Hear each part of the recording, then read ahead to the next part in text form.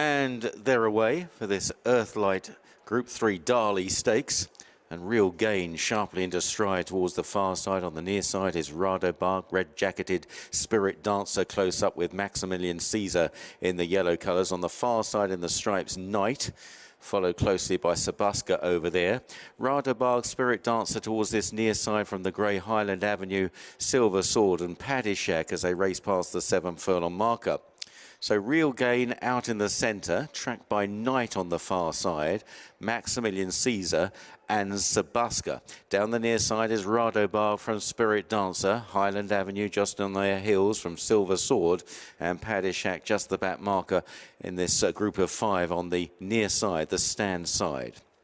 Moving on down the Rowley Mile and now on to the final 4.5 furlongs.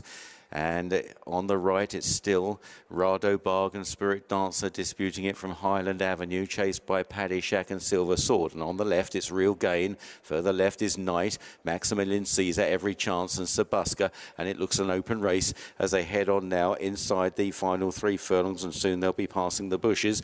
And up ahead, Radobarg, maybe overall Real Gain towards the left. Maximilian Caesar, Spirit Dancer coming there well in the red jacket. Knight is under pressure on the extreme left. Highland Avenue has Every Chance, now being produced by William Buick, and it could be good for Godolphin again. Highland Avenue coming through on this near side from Spirit Dancer, Real Gain far side and Radobarg, and it's Highland Avenue that leads by 2.5, 3 lengths, kicking up the hill, and Highland Avenue is coming away from Spirit Dancer, Real Gain, Silver Sword for late headway, but the lovable grey Highland Avenue wins easy. From Silver Sword second, tight third between Radobarg, Spirit Dancer, followed home by Real Gain.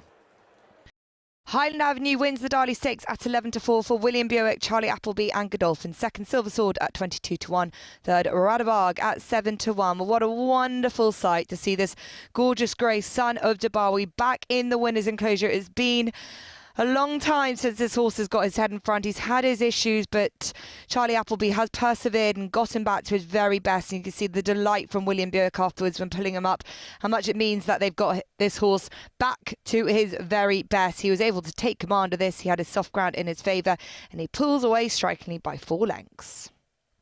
Highland Avenue's Group 3 success in the Darley Stakes is Charlie Appleby's 5th win over the 2 days of the Future Champions weekend. Now, quite often before when I've asked you about Highland Avenue, you've said, why don't you ask the horse? Because he knows best. How do you explain that success there? Well, for sure. And you know, often people have just been asking, what will be his programme next year? So he'll be back to the Lime Kilns leading away as he has done all year, really. Bless him. I mean, he's been a great lead horse for us in all of the work for those nicer horses in the spring before they all departed, in the Modern Games and the Adiars, Hurricane Lane. He'd turn up 3 days a week there, leading them a good solid gallop, and he obviously ran a creditable race there in the spring, and then he ran a nice race in a Diomed, and to be fair, his last run there at Newbury was our sort of default by saying, well, we might just try and hold him up and change his tactics. He might enjoy it, might rejuvenate him slightly, and it didn't work. And coming into today, the conditions were there to suit him. We knew he handled the track, we knew he handled the conditions, and he was in good form. So just pleased. He deserved to go and win a race like that anyway, should we say.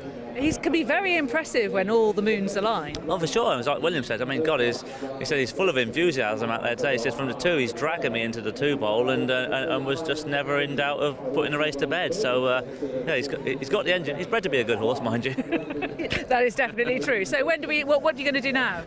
To be fair, Lydia, as I said, he won't be a Dubai horse. There's other horses out there, and he probably deserves on. I say, this isn't a horse that's just, he might have only had a light race sort of programme this year, but he's had plenty of gallops, so he deserves what he does behind the scenes. Exactly, that's for sure, and so he deserves to have a winter off now and have an easy time and hopefully enjoy it. Okay, maybe we'll see him in April here.